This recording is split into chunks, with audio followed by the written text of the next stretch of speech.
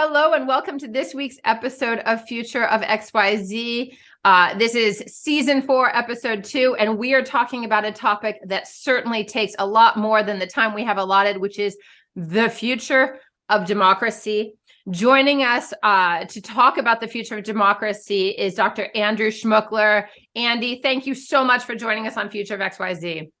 Well, my pleasure. I'm looking forward to our conversation. Well, your background is super fascinating. I mean, you have an incredible accomplishment academically, having done post-grad work at Yale and obviously graduating summa cum laude undergrad from Harvard, but also University of Chicago before going on to get your doctorate at Berkeley, UC Berkeley, in my home state of California. And you've been following for the last 40 years kind of civilization and democracy within kind of human relationships, it seems to me. And what I want to kind of understand as we start this, you've written 6 books, you have commentated all over, the country, nationally, locally, on websites and on NPR. And you ran, you took this ethos that you have in 2012 and ran for a U.S. Congress seat, challenging in a very red district in Shenandoah in Virginia, in the 6th district, running for Congress. I want to start with this broad background that you have in democracy. Like, what is democracy? Because from my understanding, obviously, it goes back to the Greeks, and demos being people and kratos being power. So it's kind of like the will of the people is kind of how I think about it, at least from my political science understanding. Do you define it that way? And do you still think that's the definition of democracy today? Yeah, democracy is an essential innovation in the history of civilization. It solves a very old problem, which is that power has generally been something which has been used on the people at their expense. So democracy was trying to set things up to change the direction of control. And the will of the people is what's supposed to be the power that governs. And when you ask what's the future of democracy, let me just say, if the future of democracy is not good, the future of human civilization is likely also not to be good, because democracies are the ones that are approaching the problems that need to be solved. For all of humanity, or for all of the people, again, coming back to people. Yeah, there's the idea that tyranny is a bad thing because every person has equal worth. That's a fundamental underlying idea, is that people can't be justifiably exploited or annihilated or something like that. What the Greeks said was the nature of the world. The strong do what they can while the weak suffer what they must. That is not the way we want the world to be. And democracy is an essential tool for getting us into a world where the strong and the weak are equally respected and are equally able to thrive. It's a very, very important point, because you describe democracy as a tool, and what you're describing is a tool for civil society, actually. And I mean, a lot of the work that I do as a brand builder and strategist, remarkably in the last 5 to 10 years, keeps coming back to Maslow's pyramid, the hierarchy of human needs, right? Which I know has been disputed in all sorts of ways. But the fundamentals at the base of the pyramid are a sense of security, shelter, food, and healthcare, really, in order to come to the top and be self-actualized. We don't need to get into Maslow's pyramid, but I think what you said is the strong and the weak, we need to take care of each other, because otherwise the whole thing falls apart. Is that a fair subject, like kind of summary of democracies as a tool, in your opinion? Well, we could go into theories about what constitutes human well-being. Maslow's one approach. I'm not that impressed with it, but the point isn't. The immediate point is that human well-being is what counts. Yes. That when you've got a pharaoh and hundreds of thousands of people laboring like human livestock to build his monuments, human well-being is not being maximized, not at all. And that was the way all the early civilizations were, basically. And one could argue that, I mean, coming out of the World Cup in Qatar, one could argue that perhaps we haven't evolved so far. Well, you look at Russia now. Yeah. You know, Russia is a country in which they've got a completely top-down power system, which has put onto the top a human monster. I mean, he's got his clevernesses, and he's been impressive in some ways, but we've seen the choices he makes. He is a human monster. Absolutely. And the war crimes in Ukraine right now are naked display of what happens, what comes to the top. So you really have a huge interest, if you're a human being living in a society, in making sure that power doesn't go to the people who succeed at grabbing power. I think that's a very valid point. And I want to talk about power because I think it's an important piece of your work. It's an important piece of my own personal philosophy and what I wrote my undergraduate thesis on. But I want to come back to democracy for a sec as we look towards the future. If we look into the past and the recent past, since World War II, one could argue that democracy has kind of been the stalwart of building a globalized society and the capitalistic world that we live in. And if post World War II, you weren't in a democratic society, you were behind, the Iron Curtain. You were kind of ostracized from the rest of the world. And yet we see this kind of trend reversing. I mean, whether we're talking about Israel recently, the election in Italy, whether we're talking about obviously what's happened in the US, what was happening, in Brazil until recently, although there's, just this last week, there's been some craziness. I mean, there are places all over the world, not to mention obviously Russia, India, China. I mean, where we really are seeing what I would call fascism. I mean, it's the antithesis of democracy and whatever you want to call it. What do you attribute this trend to? Well, I really deeply wonder about that question. I got a couple things to say that I'll get to in a second. But let me just say that when the same thing seems to be happening in a lot of different places that don't seem to be connected, I smell a profound mystery. It's the zeitgeist mystery, the idea of a spirit of the times. There's something going on. I don't quite understand what it is. Why now? It's not the first time that democracy has receded. I mean, democracies were endangered also in the 1920s, and fascism arose. But there have also been times, in the post-war period where Brazil got a military takeover of Greece. So it is true that for the past 20 years, democracy has been losing ground. Mm-hmm. And just 30 years ago, a major American thinker named Francis Fukuyama wrote a book called The End of History, saying basically, okay, the game is over. Liberal democracy is the future. It's decided. But evidently not.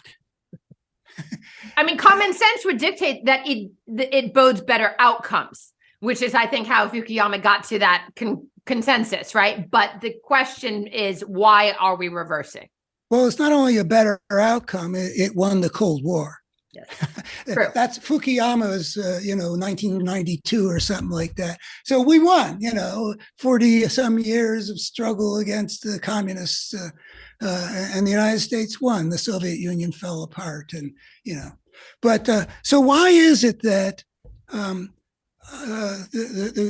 Turkish democracy has become this kind of fascistic state? And at the same time in Brazil, like you mentioned, Bolsonaro, I mean, ugly. Yep. And not good for the people, coming back to like what demos is. But so anyway, I really don't know the answer to the question. I think there's something profound going on. Mm-hmm. In human civilization. Somehow there's a wind blowing. I can't see what the wind is, Is it got to do with social media and the ability of certain kinds of people to utilize that tool for certain kinds of ends? That's probably a piece of it, but my instinct is there's something more profound at a spiritual and moral level having to do with the quality of human life. And one of the things to say about democracy is the future of democracy depends on the future of human consciousness, because the whole idea of our founders was that we were rational beings, that we could function in a society where the truth defeats the lie, and that we could count on some basic human decency to inform how we deal with each other. Well, recent experience in the United States calls all of those things into question about whether we can count on them. So the future of democracy in America depends on is intimately connected with where are people's heads at.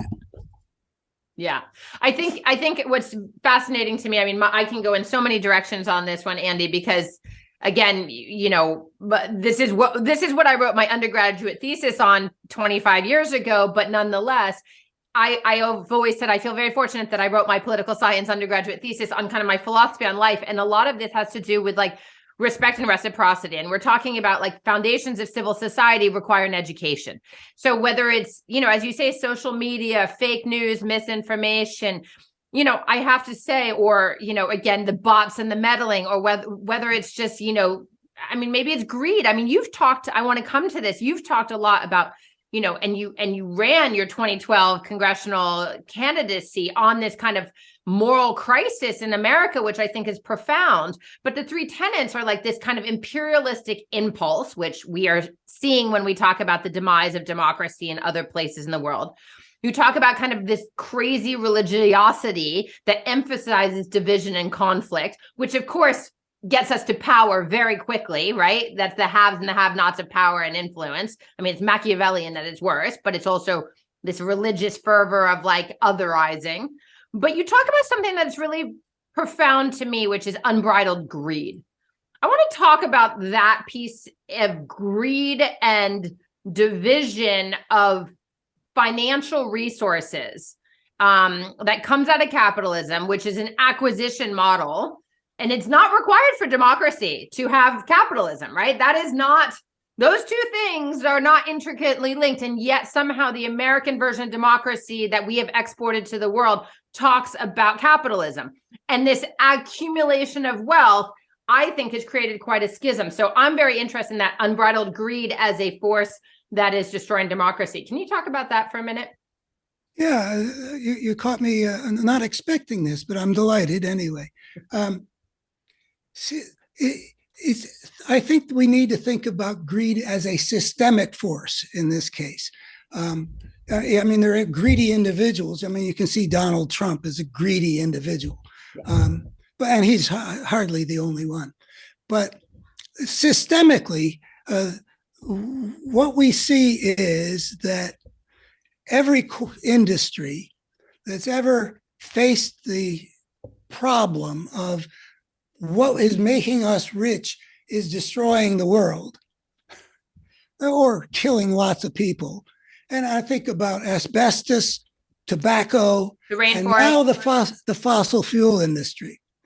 There's something, we all three of them made the choice, let's lie to people in order to keep killing them. And reap maximum profits. Yeah, and it's not a human thing, basically. I think that there is something in the corporate system as it is presently organized that results in, because it's every case, I don't think most of those individuals necessarily would be making that choice for themselves, but systemically, we generate industries that will make that choice. And then we have the additional problem in terms of democracy that we have allowed our political system to become so corruptible. The citizens, all the way from the decision in '76 of Buckley versus Vallejo in the Supreme Court, which basically said the ability to write a check is protected by the First Amendment, all the way up to Citizens United, You know, there's a plutocratic force at work that I call it grows pay out to of play democracy. yeah, and I'm basically pro market system. I mean, Yep. I'm I the am as son of well. a I am a son of an economist. He taught me from the beginning, you know, all the wonders of the market system. And we can see that the most decent societies on this planet, not to mention the freest and prosperous, are all societies that make great use of the market system. Absolutely. So I'm in favor of it. But we obviously need to make some modifications, and they've got to do with and I've got a book back behind me that I wrote in this 1992 or three, The Illusion of Choice, how the market economy shapes our destiny. And it's like all my work, it's got to do with systemic forces. Mm-hmm. That the system is great at some things, but it's a little bit like the Sorcerer's Apprentice in the Mickey Mouse cartoon and Fantasia. You know, there's no off button, you know. Well, so, I mean, it's so interesting to hear you talk about this, because I think we, you know, having just met, we have a lot of synergies in the way we think about things. And to me, it's a lot of this is common sense. So I want to talk about common sense in the relation to democracy, because it does, as you say, require a certain education, a questioning the rational mind that the forefounders of America talked about and thought that all humans and all people had. And Republican virtue, they also, not in the sense of the party, but meaning in order to make a democracy work, you need a certain kind of character among the people.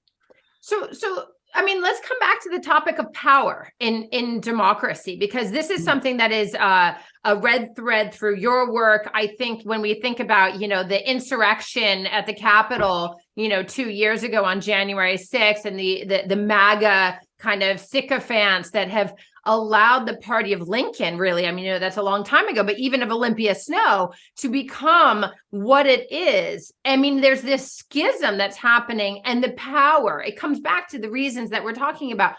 But I don't think that either of us would think that there is good and evil. That's not what this is about. There is something systemic. And how do we move, you know, towards a future of democracy? What is the role of power in that future of democracy? By the way, I don't know if we want to go there, but I have a very serious point to make about, we do want to talk about good and evil. Evil defined as a coherent force that consistently makes the human world more broken. So, I mean, this is the work of my last 20 years, is to establish in the secular worldview that there is such a thing as a coherent force that can be seen. And when we talk about fascism, it is a manifestation. You can see that it is a manifestation of a force that I can show you. That's fascinating.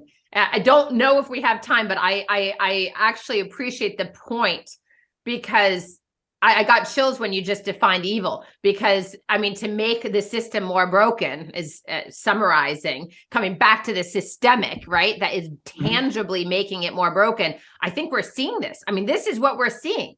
It's not a matter of good people versus evil people. I mean, it's, you know, I live in the Shenandoah Valley, as you said. I am surrounded by 70% of the electorate here consists of people who have supported something which runs completely opposite the values that they stated to me over in the 90s when I was doing talk radio here. They completely opposite of the Christian values that they live by in the rest of their lives. Completely opposite the constitutional patriots that that their reverence for the Constitution, and they support something which is systematically, blatantly assaulting the Constitution. Right. There's something that has happened that has swept them up because of certain vulnerabilities. But I don't see them as evil people. No, it's political, spiritual, moral, financial, whatever these influences are. I've been writing, it's still somewhat mysterious to me how intelligent people can be led so that they will believe the obviously false. Yes. And how good people, you experience their goodness, can be led to support something which is acting really checked all the boxes of how did people used to understand evil when they personified it, not as a systemic force, but as a supernatural being. Yes. They have been swept up, and I've been trying to understand how that happened. But there is something fundamentally mysterious, psychologically and spiritually, in what has happened to a lot of people that is part of what's endangering American democracy. Mm-hmm. And perhaps not just American. I mean, we just saw, this we will be releasing in February, but we just saw when we're recording today,